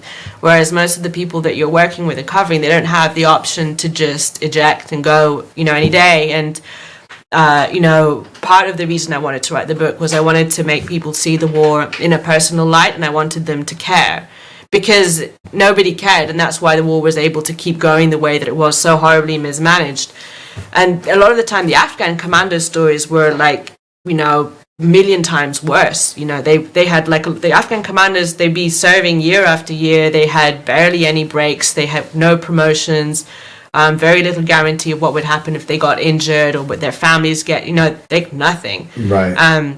The number of times they'd be left out there with no air support and like much worse casualties inflicted on their units.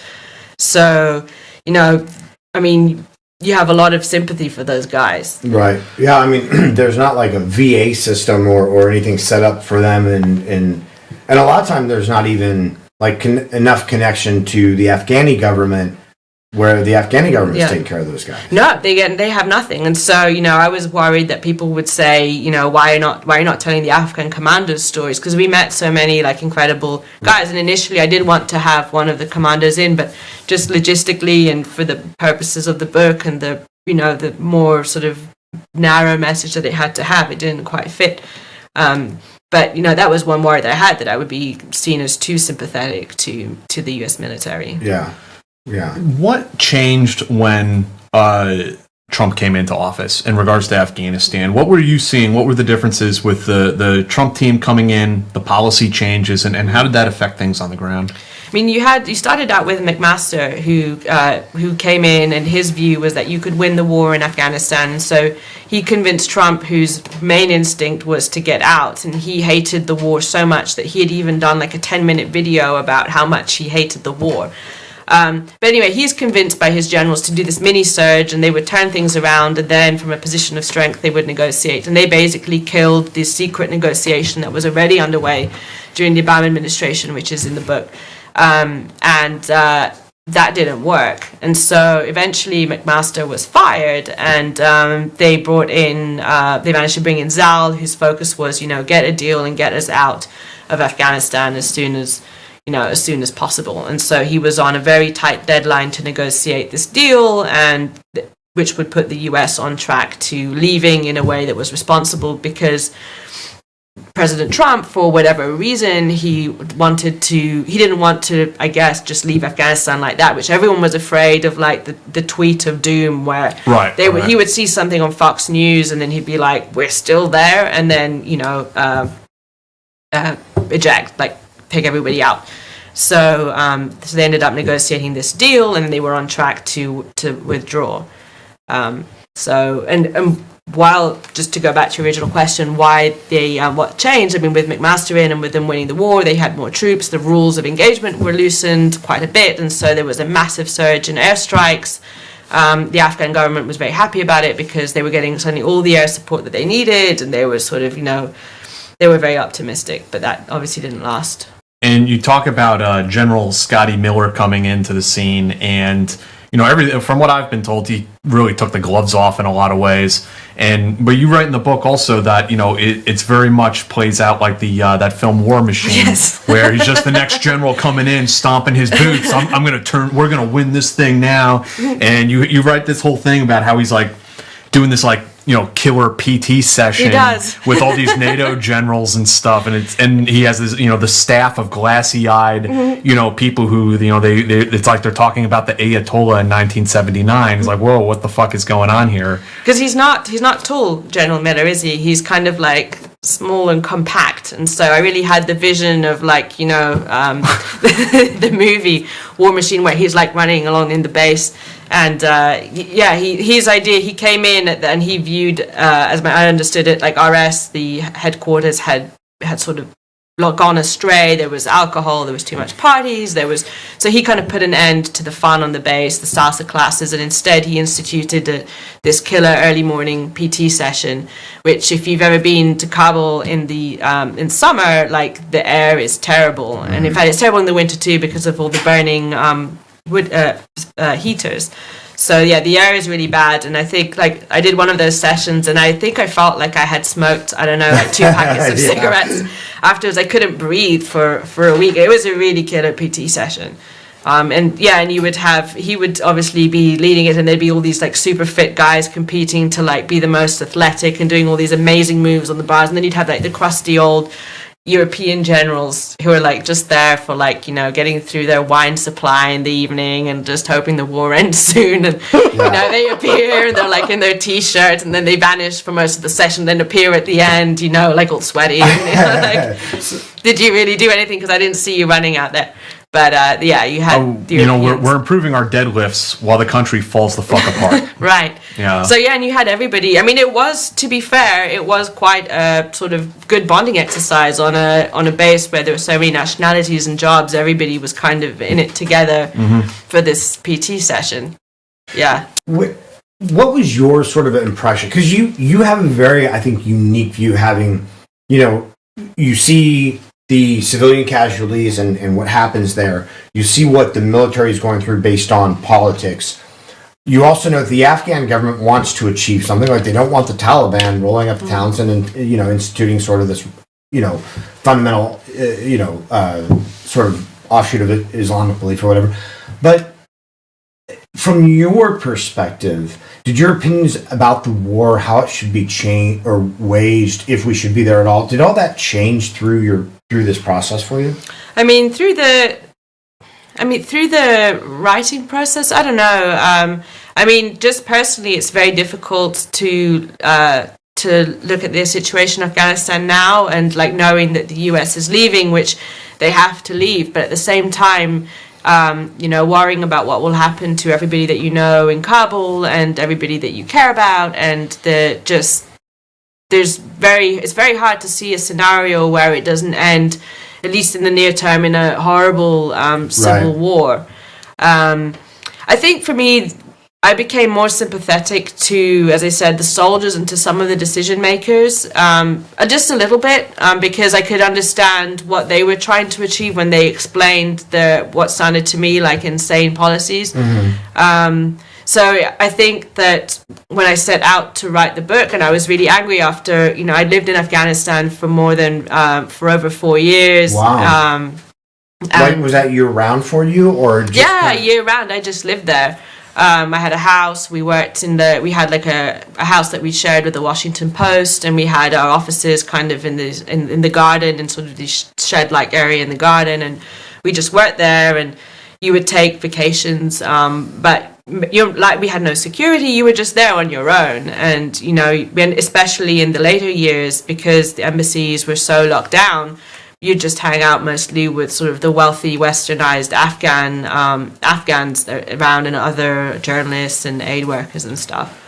And what was, I know you were hanging around sort of the wealthy, westernized Afghans, but sort of what was their take on the whole, on not just U.S., but, international involvement in Afghanistan and I think it's difficult because so many of them were dependent on, and are dependent on the Western system, whether they were working in the government or whether they ran companies that were contracting to the embassies, whether they were journalists working for international organizations. Everybody had a stake in it, but I don't think anyone, unless they were at that moment serving in a government role, would have been optimistic or about the way things were going.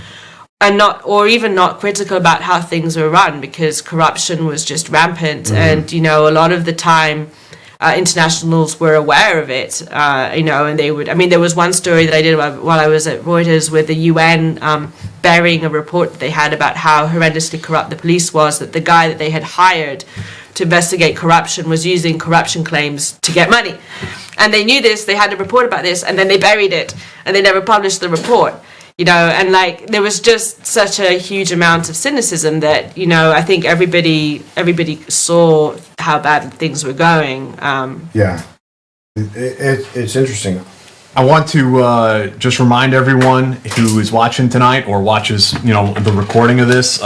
We're talking to Jessica Donati. She's the author of Eagle Down.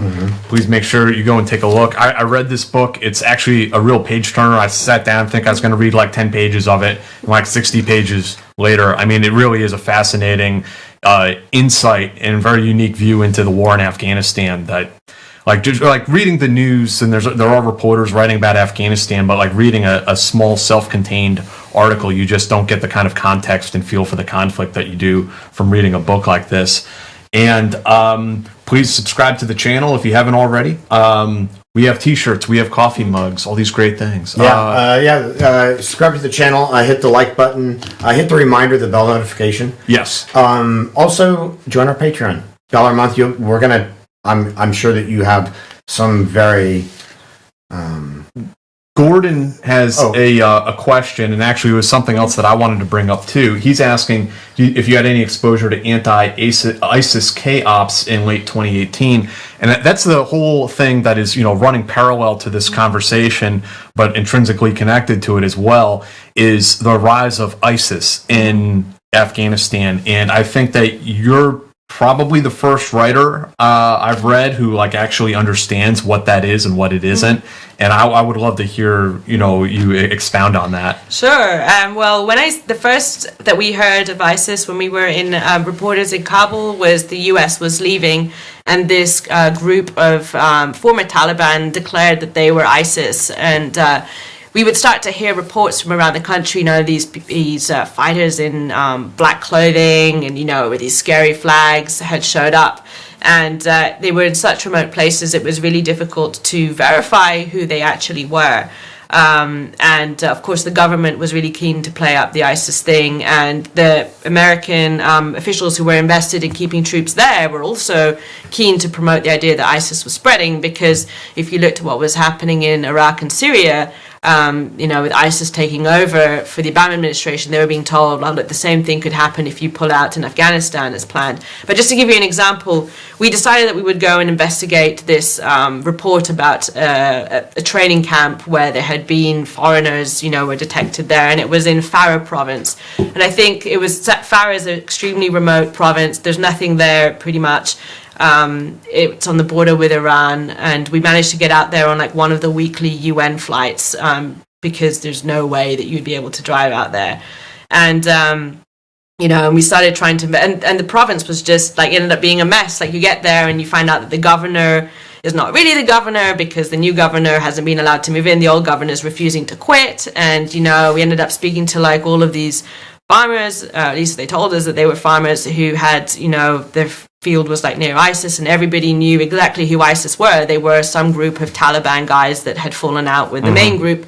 They had rebranded as ISIS, and no one had, when you actually got there, no one had ever heard anyone speaking in Arabic or in English or in French as we'd heard. Like it was all just this kind of story that had been blown out of proportion by all these self-interested factions that wanted to promote the idea that ISIS was surging in Afghanistan. And it's like that the world over in a lot of ways, that you have a terrorist group and they rebrand as ISIS, and it's a way to get attention, like foreign funding for your organization, and to get America to come fight you. Even when now working in DC, what amazed me a couple of years ago was I heard that some guy from the DRC was in Washington to tell Congress about how Islamic State had like showed up there. Yep. And I was like, wow, like that is kind of ambitious. But then, hearing about it again a few years later, no, like there is a rebel group. They're like, now much more organized about their claims to be in ISIS, to the point that now they're on, whatever security reports go around. So, ISIS in Afghanistan, it's really difficult to know who they are and what they want. There was a spokesman, and he was killed by a drone strike, like February 2015 or 16 or something, and no one has heard from Islamic State since then. So like no one has talked to them for 5 years. Like no. Well, he sure it doesn't pay to be the spokesman. No, but they changed the head, and the U.S. military every few months they put out a statement saying we killed the head of ISIS in Afghanistan, and people are like, really, like who's this guy? And has anyone ever heard of him? You Google the name, no one's ever heard of him, but apparently he's a new head. Right. So the Islamic State ended up being this sort of group that concentrated along the border with Pakistan because they were disgruntled Pakistani Taliban who had split off, and they recruited some of the disgruntled Taliban, and they ended up encroaching on some of the Taliban areas. And so you had this infighting between Islamic State and the Taliban.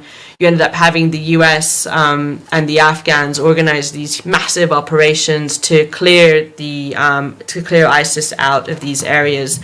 One of the things that probably people would remember was the mother of all bombs that dropped early on in the Trump administration, which was seen as like the Trump administration it's on now, like it's on, like it's changed.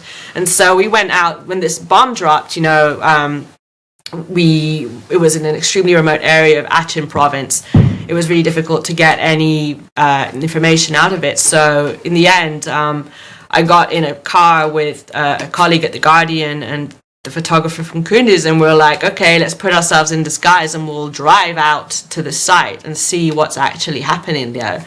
To get a sense of it. And what was amazing to me at that point was that as we were getting there, we drove through all of these Afghan villages that had clearly been abandoned for years, and I had never seen that in Afghanistan. And that's when you're like, wow, like all the things that you hear But until you see them, you're not sure whether to believe them, right? Because you hear, oh, ISIS moved in and all the terrified Afghan villagers like left, and such a remote area that you would never be able to go check because, you know, that you wouldn't get the kind of resources or the investment from the paper. But because this was such a big story, the very high risk reporting was, you know, signed off at the highest levels, so we were able to go out.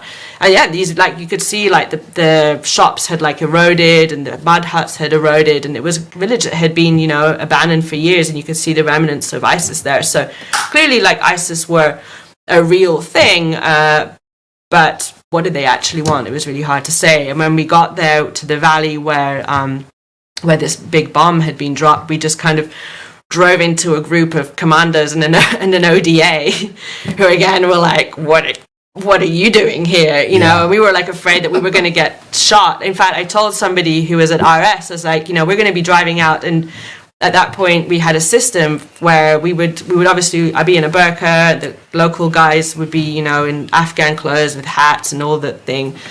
And it's like, we're going in Corollas, you know, maybe 2 Corollas in case we at that point, I think we had 3, because if one broke down, you wanted a way out. And I was like, we could be, you know, we don't want to get killed in a drone strike because the Americans think we're coming to attack. So I told, you know, whoever I knew at RS, like, by the way, like, you know, we're going to be in the area, please don't kill us. And we just drove into this team that was out there, and they were calling in airstrikes, and it was clear that the mother of all bombs hadn't really achieved anything because they were still stuck in the same point in the valley, and they'd been told, you know, pull back, bomb drop. They get there, and they hadn't really advanced very much. Yeah. No, it's interesting you mentioned like driving 3 cars, because you look like a tactical convoy with 3 cars. Oh, but very spaced out. No, not to an ISR car. No. We would be like, you know, one car would be like, you know, 5-10 minutes ahead, if not more. Right. So you didn't, yeah. It was more a case of like, as it happened once to me on the road before I wisened up to planning, where I went out and I was still with Reuters, and we were driving to Nangarhar towards the Pakistani border from Kabul, and we drove into an ambush in the Surabi Valley. I don't know if you've been there or familiar with the geography, but it's the most incredible sort of valley with these huge cliffs, and you're down on a little road. And we were driving along in our unarmored vehicle, but a police convoy had stopped, and we drove past, and they didn't tell us anything. And a truck sort of came by, overtook us, and then they opened fire on the truck. But we were, you know, initially we thought we were the target. Mm-hmm. And so, you know, there were like these like heavy machine gun fire, like zipping down. And I knew, like, at that moment, I just was like, okay, we're going to die. Because there was no way, there was just a wall of fire, and it was like hail right in front of the car. And it was like, there's no way we'll live. It was just impossible. And so the Afghan driver was like less resigned to his fate, and he like slammed the brakes, and we like turned around, and we had, I think, like maybe 3 bullets that had ricocheted from the cliff like in our car. And so our car broke down in the Surabi Valley in the middle of a Taliban attack. It wasn't great. And so we ended up like limping off to this local garage in the Surabi Valley, and I'm like sitting there under my burqa really, really scared. And the Afghan reporter, like, I remember, like, as the car skidded round in a halt, and then we realized that we weren't being shot at, and the poor guy got out and he, like, vomited because he had, like, 2 small kids at home, and nobody was going to help him out if he died. And so we're just sitting there in this garage, and he's, like, chatting away to me in English, and I'm like, no, like, you know, he felt safe enough at that point, but I certainly didn't. Yeah. And, so that experience taught me travel with more than one vehicle, because if something happens to your first one, you're going to want a second one. And in terms of driving into like Achin, which was previously Taliban controlled, and ISIS had moved in, and you know, when we drove out to the valley where this bomb had been dropped, there was no government at all on the road, like nothing. There were no police checkpoints. We just drove up to the thing. So, you know, you didn't know what you were going to encounter. We thought three vehicles was a good sort of starting number. One of the problems that we had was that one of our poor drivers, he didn't want to leave on his own, right? Because we ended up having the 3 cars eventually got to where we were. We spent a few hours, like, you know, at the bottom of the hill, where the ODA captain was like, you know, you guys must leave. But he was nice enough not to kick us out after all that effort we had gone to get there. And so the Afghans gave us a tour and showed us, body parts that were in the field and where, where these different battles had taken place. But so we tried to send, one of the drivers were like, okay, now please, leave. And like we come back and we find that he's like hiding because he didn't want to leave without us. And we're like, no, we're like in so much more danger, not just from an American drone strike, but like any, Taliban or whatever watch is going to see like these two cars pass together. And we were also going to change car. So there'd be like 4 of us in this one like white car on the way in, and then we'd be spread out in different cars on the way back. So you wouldn't be able to necessarily spot a pattern of people coming and going. Right. So he didn't want to leave. Anyway, I don't know how we got to that. So I think, reading your book, reading Wes Morgan's book, we had him on the show a while back, the question that inevitably you have to ask yourself is just quite simply, what are we doing here? Like, what are we doing? Why are we doing this to ourselves? Why are we putting ourselves through this, if nothing else? I mean, what were the conclusions you came to? I mean, I think the current administration has concluded, there's no reason why we're doing this, so we're leaving. I don't know. I think that people feel at the top that they've invested so much that they don't want to be the ones to let go. I think at the very top, like there's this warning on every president that, if you leave, there could be a terrible attack and then you'll be blamed for it. And really the Afghan war is very low cost for the US because it's not a lot of money. It's not a lot in terms of soldiers' lives. The public doesn't care. So what's the cost? There's not people out in the streets. Right, And that's what often you would hear from policymakers where you're like, why? And they're like, well, it's not like you're under pressure. Like nobody even knows the war is going on. So for us, it's a lot less costly to just keep the war going, the status quo, and have somebody else, take responsibility for that. I got a little irritated the other day when the Biden administration made this announcement, like, hey, by September we're out. And one of these guys who's former, senior staff at CIA, like, we pay small, reasonable costs staying in Afghanistan. When you read your book about the reasonable costs, quote unquote, that some of these widows pay, it doesn't seem so small or so reasonable. That was the whole reason that I wanted to write the book, was because you were hearing about sustainable rate of casualties, and it's like, and you would hear, like, oh, it's only 10 or 20 soldiers a year, so it's fine. And it's like, well, it's only fine if you don't know who they are. If you're not paying the cost yourself, if you're not paying the cost yourself, but I think generally, like, they just don't even know their stories. And for me, it was like somebody's mother-in-law who wrote to me saying, after we had covered this whole Kunduz story about what had really happened when the city fell the second time and the team went in, and she wrote to me saying, thanks for, drawing attention to this story that, I wish American leaders basically would consider the real costs of the people who are really genuinely good people, really want to do good, and they end up paying like this price because they're put into situations that they should never have been put in.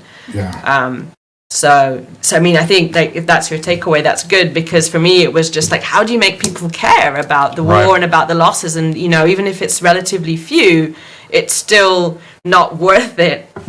And I mean, it's definitely gotten to the point where it's so political now too, that if your president, whoever that might be, makes a decision on it, then that's the right decision. And if that's not your president, like no matter what Obama was going to say, no matter what Trump was going to say, no matter what Biden says, the people who don't like Obama, don't like Trump, don't like Biden are a lot of times going to say the exact opposite, even if that flips their position from what it was, 8 months ago. I mean, I felt that you saw that a lot with the Trump administration when they were like, we're leaving Afghanistan and the deal was like signed or whatever. Like there was so much outcry, especially in like liberal voices, where it's like, what, suddenly you want the war? Like I thought the war was a bad idea, but if it's Trump idea to leave it, then it's bad. There were articles coming out in major publications about why feminism is why we should stay, because we have to protect the women. Which was never ever a reason why we were in Afghanistan. If that's our metric, then there are a lot of countries we need to invade. So yeah, which is what Afghans say. I mean, if you talk to Afghans about like American policy, they're like, well, look at Saudi Arabia, Right. you know, or like I remember I was shadowing the Afghan president for, you know, a day, and he had this meeting planned with all of the heads of all of the ambassadors, basically. And it was like him at the table with a bunch of dudes. There was only one woman there, and she was the deputy who was standing in for like the male UN rep that wasn't there. But all of the ambassadors were male, you know, so the Afghans are hearing this message about we need to elevate women, but they see that the Americans don't do it themselves that much. They don't have any sort of percentage. And, you know, the Saudi, like women, especially sort of a couple of years ago, now they have a little bit more freedom with being able to drive and stuff. But like back then, then, like, you know, Saudi women can't do anything. Right. And so they're like, well, why does Saudi Arabia get away with it, but we don't? Right. So they just see it a lot of the times as like, you know, elements that the US uses to control Afghan society. They don't really believe in it a lot of the time. Right. No, that's very interesting.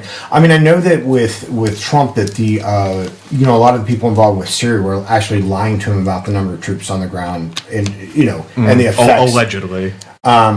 Well, I think some of them come out and admitted that they were. There was, you know, whether you believe him or not.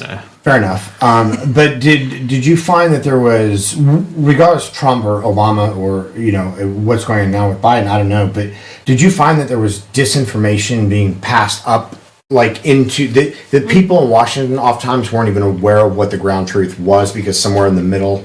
I mean, I don't know. I don't have a view of like the entire snapshot of the war, but there definitely was a deliberate effort to fudge the numbers from the top, where they would say, okay, we have, you know, 9,800 troops because the Obama administration wanted to say fewer than 10,000, and that was the entire logic for that number. But they would bring in troops on sort of temporary deployments, and so they would only be in the country for 3 months, and so they wouldn't count towards the final number. Then also you would be able to bring in, you know, certain air support from contractors, and so the numbers were a very squishy thing, but that was a very deliberate effort. I mean, I don't know if you were looking right at the top whether they would have cared as long as the numbers on paper stood the ground, and then, you know, and then you'd be like, hey, but we've got 10% more people than we thought we did. And if anyone has any questions for Jessica, please get them in now. Gordon also said, Yalla taxi driver, how much, so how much for a giraffe on the black market? What do you think a giraffe goes for on the black market? In your worldly travels, if you had ever wanted to procure a giraffe. A giraffe? Yes. Where? I mean, is it a country where there's a lot of giraffes? I would imagine, I mean, in Afghanistan, you could get probably anything for not a lot of money. Yeah. I mean, I remember doing one interview in Kars district of Kandahar, and, you know, sitting there interviewing this Afghan warlord or official, depending on how you look at it. Right. And like you're sitting there, and then this lion, like you hear a lion's roar, and I'm sitting there, and like 20 meters away, there's a lion, you know, with a big mane, and it's roaring, and I'm like, am I imagining this? And like, B, am I going to be eaten by a lion? Is this how I'm going to die in Afghanistan? Because like, that's not fun at all. And he had like a whole exotic zoo. Because having exotic pets was a thing of influence. Like a so status symbol. I would think getting a giraffe there is probably, you know, if you can get a lion, you can probably get a giraffe too. But I don't know. There you go. And Gordon also said enjoying the stream from a hotel in quarantine. He's traveling from his job in the Middle East to back home, and so he's Australian. So they make you hide out in a hotel for like 3 weeks or something before you're allowed to go back to your wherever you live. Sounds fun. Well, okay, here we go. Ellison says, do you or Spec Ops guys know about the Russian bounties before the world did? Okay, so that whole subject about the Russian bounties. What do you go on about that subject. What do you got? Well, Russian bounties. So I was on maternity leave when that story broke, and like really early on, and I was getting calls saying, you know, I know you're on maternity leave, but can you help with this story? Because, and just hearing the outline of it, it seemed to me impossible, and I thought it was huge. I mean, it had to be hyped up because the number of times that in Afghanistan you would hear about Russian bounties and Russian this and Russian that, and you would get really specific information, like this guy gave this much to this commander to do this in exchange for this bridge and that.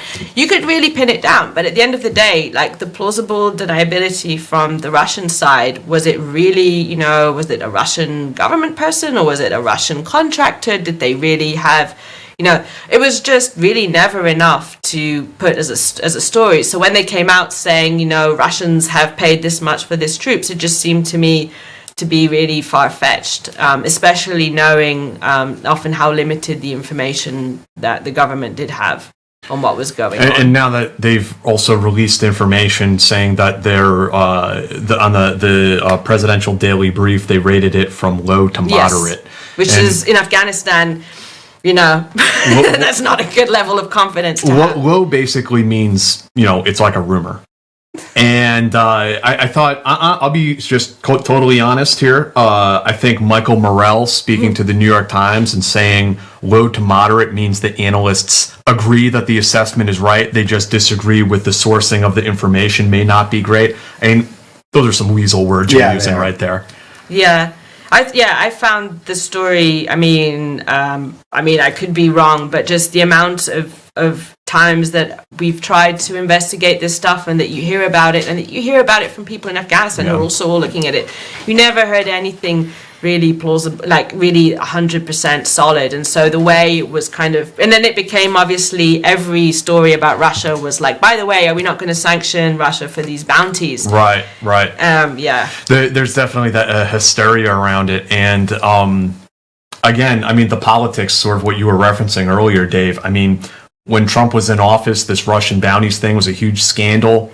When Biden comes in and he announces we're pulling out of Afghanistan, suddenly the Daily Beast runs this huge feature piece about, actually that whole report was nonsense, don't worry about it. Yeah. And it's like, I can see what you're doing here, guys. I can see what you're doing. It's not funny anymore. The stakes are too high to be playing these stupid games. There was another one where, 2 weeks before the Obama administration announced that they weren't going to leave Afghanistan after all, the U.S. military announced that they had found the biggest Al-Qaeda camp ever in Afghanistan. And they had found it in Kandahar, and, it was that, and they put out a press release which only the Washington Post picked up, and they did a story basically based off that one press release saying U.S. found nobody else. And in Afghanistan, we're like, that doesn't seem right. Right. Yeah. It's interesting, these scenarios that you're talking, way out in the hinterlands of Afghanistan, especially in the Syrian civil war, especially early on. It was like a black hole that the entire Western world projected their own fears and insecurities into. And still do. Now the discussion is if the US leaves Afghanistan, what is China going to do? What's Russia going to do? And, or if we stay, what does it look like? That was the thing about Afghanistan that was fascinating early on, was that it was such a world stage where all these different players and powers were involved. Here's a good question from Jim. He asks, does she think Afghanistan will be significantly different in 2024 than it was in 1994? Has anything changed long term? It's hard to say. This is the question of what the Taliban, have they really changed? And what they actually want when they think of themselves as putting together a state. One of the things that you don't really see in the media about Afghanistan, which you don't write because you don't want to invite attacks on westernized sort of areas, but in Kabul there's an entire sort of shopping district where there's cafes which are a bit like Starbucks, and there's men and women hanging out together, which in most parts of Afghanistan is insane, because if you go into any Afghan restaurant, there's a men's area, and then upstairs or at the back behind a curtain you have the family area where the women are. You'd never see them from the street, and yet here you have men and women sitting together ordering a cappuccino or something, and there's loads of these places. There's a nightclub that my former colleague runs, and it's all Afghans there. So has it changed? It's changed a lot in cities, whether it's Kabul or places in the north. So, but whether that can survive the Taliban coming in, I think it's pretty unlikely if they do come to power. And even if they don't, and they end up sort of controlling parts of the south and maybe around Kabul, the amount of conflict and insecurity probably is going to cause these places to have to close, and their patrons are going to leave, and they could come under attack. So, but the Taliban say that they have changed, and in some Taliban areas, when you go, people are allowed to watch TV. Girls go to school in some of those areas. Maybe not university, but there's high schools open, very limited. But so, I mean, I think the chances are, no, they have not changed that much, and no, like, nothing of this would survive if the Taliban were in control. Right. But for the average Afghan, not talking about, like, you know, the westernized, wealthier, educated group, but the average Afghan probably just cares for peace. And if you ask, you know, if you're sitting, like, I was in a polling center in Kandahar during the 2014 election, and you just asked, you know, people coming in, what do you want? And the answer was always the same, like, we just want an end to the fighting, we want peace. And then, you know, they'd tell you which particular family member they had lost when, or how many sons they had lost. You know, it was very sad, and nobody really cared who won the election. They just wanted to be left alone. Right. And it's challenging too, because I mean, I remember like when it first kicked off and talking to a lot of the Afghan and the Afghan Americans who had left, you know, like life under the Taliban was horrible with the vice and virtue patrols and you know, just, and so you go from this, we didn't live with this and we want this, which is completely understandable. I mean, nobody, you know, their life is chaos a lot of times. And then the alternative is potentially Taliban rule, which for a lot of them who don't remember what that was like, yeah, it's a very complicated situation. I mean, it depends also on the area, because there's a lot of like Pashtun rural areas in the south and southeast where, you know, life hasn't changed much before, during, after the Taliban. Like, it's, I mean, the Taliban approach and their whole, like, it comes from something native, which is the Pashtun tribal code, where women are not allowed to go out in a burqa, and it's nothing to do with the Taliban, it's just local custom. Right. And a lot of those things are just native. So it's in the cities where the Taliban rule is so horrifying, because it's this kind of the countryside basically coming in and telling you how to live your life. But for people in those areas, they look at the way the cities are run and they're horrified because it's so immoral. And so you have like a real like ideological divide as well, as you do, I mean, to a certain extent in any country, between, you know, the city and the countryside. But in Afghanistan, it's just very, very polarized, also because of the amount of foreign aid and influence that has poured into the cities, not so much to the countryside. Before you went to Afghanistan your first time, how much did you know about Afghanistan, about the current situation, the history of it? Embarrassingly little. I mean, as I said, like, for me, like, the first thing was when Reuters were like, well, you know, we actually could use some help in Afghanistan. I mean, to me, first of all, it was like, the war's still going on there, because I had, you know, heard about Iraq, and that kind of filtered through. But I mean, I was in Italy when the war broke out. It was, you know, it was very, very, like, remote. It wasn't much in the news, and the Iraq war was to a certain extent, but Afghanistan wasn't, and it just seemed very, very far away. As soon as I was told that I was going to go out there, I then read, you know, everything that I could, whether it was, you know, books or government reports, cigar reports, which are much hated by everybody. I love them. Which journalists quite enjoy, and they were really, really good back in the day at the beginning, when they had just sort of started to get, you know, sort of spicy. And so, you know, I read everything, and you know, you learn a lot about it in practice, but then also just living there. And, you know, it was amazing that you could have lived there for, you know, 4 or 5 years, and you would still, you know, be missing like very basic customs, where you're like, oh my God, all this time I've been like committing this like offense by like sitting in the wrong place around, you know, I mean, there were just so many of them, or that, you know, these words that you hadn't fully understood the expression. It's obviously so, I mean, a lot of the experience that you get is only by living there.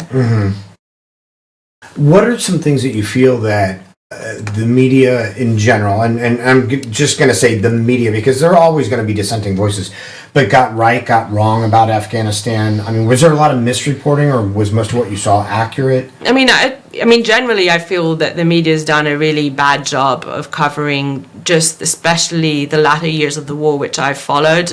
We've just not been very good at telling what the American military has really been doing. Like how flawed the whole like war effort is, why it has gone so badly, which I think is what you see in the book, where you see like the reality on the ground for the soldiers day to day, and then the policy making in Washington, and how it's completely divorced. And you know, and I think that even myself as a journalist, we could never cover that, because we didn't have any access, and the access that you did have the guys would like never let you write about it in a news story. And there's a lot of oversimplification in the media. I mean, there's often, like the Taliban are going to come and bring darkness to like all of Afghanistan, when half of Afghanistan like actually agrees with that, even if we find it abhorrent in the West, like there's a lot of places in Afghanistan that don't. And I think there's a lot of oversimplification that way. But generally, I just think not done a good job of portraying the motives that American leaders have had for wanting to remain engaged. And what about, I know your book probably focuses mostly on United States Special Forces, but what about foreign troops? Are they still active there? Are foreign governments still active? Do they receive the same type of scrutiny in their operations? I mean, the Australians have come under quite a lot of scrutiny for these special operations, things that happened in the past. And definitely on a lot of the missions, like, for example, the Kunduz mission, they had British advisors with them and they had Romanians. So I've often wondered, these poor American soldiers that nobody cares about. What about the Romanian soldiers who were like there through the same battles and like really nobody cares about those guys? And I don't doubt anyone in Romania knows that Romanian soldiers are there. So I mean, they are level, but generally, I mean, the US is the main player. They're the ones who really decide the rules. Their decisions in DC, condition the war. Determine life or death on a huge scale. From there, which is very obvious, and no other country really has a stake in it, and which is very obvious now when the US is leaving and they're like in together, out together. Well, that was not true because, for 4 years previously, everyone was worried that Trump would just eject and then, that would be it. And even now, like the Americans are leaving, they have planned to be out on July 4th. And apparently the Europeans are like, well, hang on, we can't get out by July 4th. We need more time. So can you please wait so that we're not like abandoned here, pretty much. And so, I mean, the US is the main player in town. All right. Anything else that, we've covered a lot here, I think, in this interview. Is there anything else that you wanted to bring up that you didn't have the chance to? No, nothing. Thanks for having me here. Yeah. I'm really glad to had a chance to talk to you. Likewise. Thank you for coming in studio and doing this tonight, and thanks for writing the book. And again, the book is Eagle Down. You can find it on Amazon. Is there an audio book? People always want to know. There is an audio book. There's an audio book. They can get it on Kindle. Mm-hmm. Yeah, it's on Kindle. Yeah. Foreign language editions. Is it in Polish yet? People always ask. Isaac's asking, what is or might be China and Russia's plan? And yeah. Russia, I think, probably very worried. I mean, probably both of them, Russia and China, very worried that Afghanistan is going to collapse, because as much as they want the US to look bad and fail in Afghanistan, they also do not have an interest in chaos, because China shares a border with Afghanistan, and they're very worried about the Muslim separatists and activists being trained in Afghanistan, and obviously the Russians don't want it spilling over into Central Asia. In fact, you saw that, like, it was one of, especially earlier on, more in the Obama administration, for the US and Russia and China, they were cooperating on a lot of things with Afghanistan because they all broadly had the same interest, was, not total chaos. Did you, because you were there later, like I left in 2010 and things were still, what they were, but because you were there later, did you see a lot of Chinese involvement, like investment? Were they trying to build the infrastructure there? I mean, they were, but they were encountering a lot of problems by the time that I was sort of around. I mean, they had invested into the biggest copper mine. The Indian had some conglomerates into the biggest iron mine, but basically they had invested a lot. None of it was going well. They were encountering the same problems that any American contractor who was trying to do business there, which was kind of corruption. And if you didn't have the agreement of everybody locally, you would have a lot of local insurgents. And so the mines would be rocketed.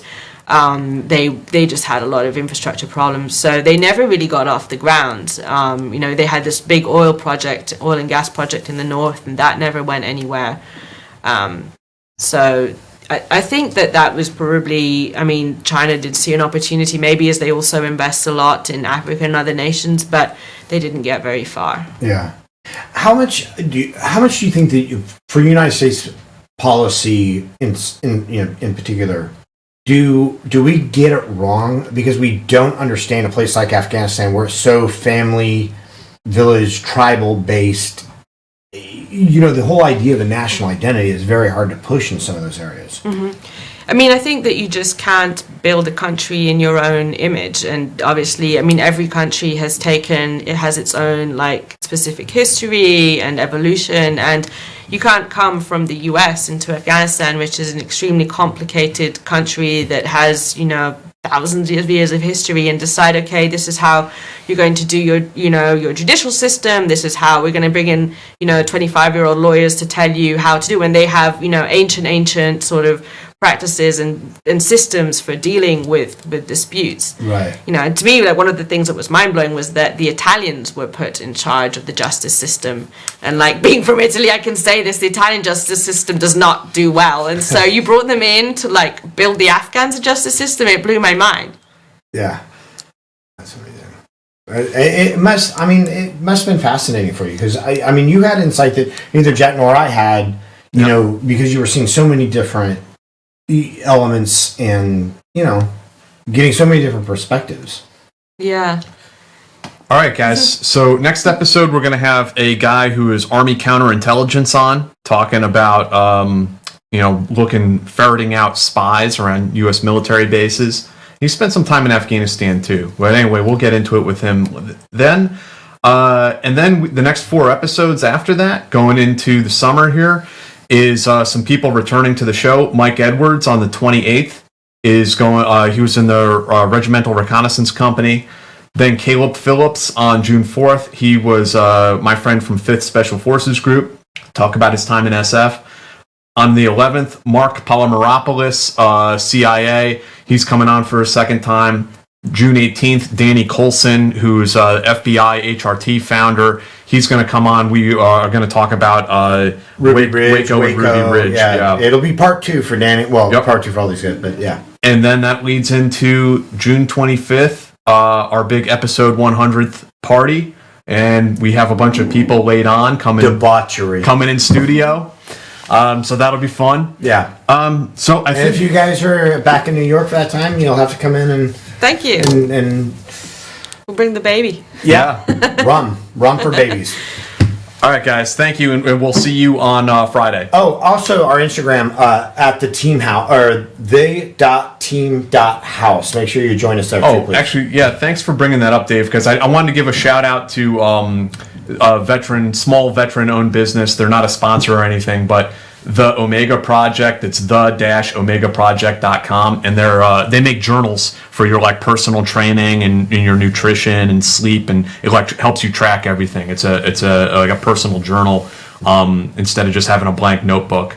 And I just want to give them a shout out because they're soft veterans running a small business like ours. Jessica, thank you so much for your time. First off, but with everything you've done and everything you've learned, do you have another book in the works? Is there something? Do you have like your next project on the horizon? No, not yet. No, I mean, I think maybe initially I said I would never write another book because it's just a really difficult soul-destroying process. But now I think something kind of leading on from that, maybe like taking some of the stories forward. But I don't know yet. What?